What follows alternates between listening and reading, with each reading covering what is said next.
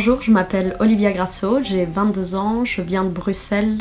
Aujourd'hui, je vais vous parler de mon expérience avec Equilibrio Dinamico Ensemble, dirigé par Roberta Ferreira. J'ai commencé la danse quand j'avais 4 ans dans mon salon.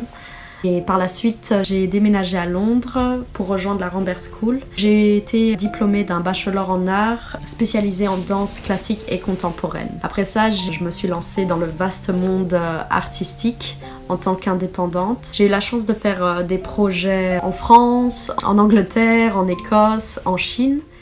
Et puis, on a été arrêté par le Covid.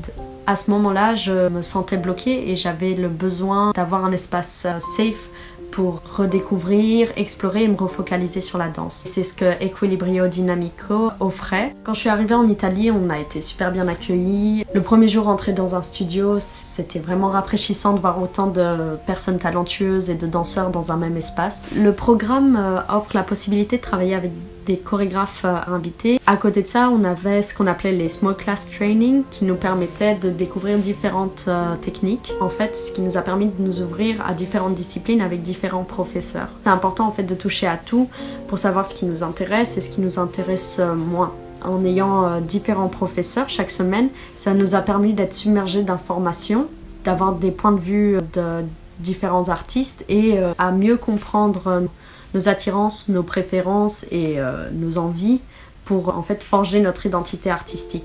Donc c'est pas juste travailler la condition physique, c'est aussi en fait une éducation et un training intellectuel et d'identité. On a aussi eu la chance de travailler avec la directrice pendant une semaine intense.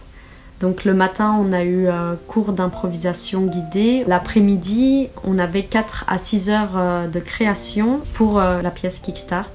10 danseurs ont été sélectionnés et c'était un moment intense, très inspirant et fusionnel. C'est là que j'ai trouvé ma famille italienne et ça nous a beaucoup rapprochés. Kickstart est une pièce très énergique et éprouvante.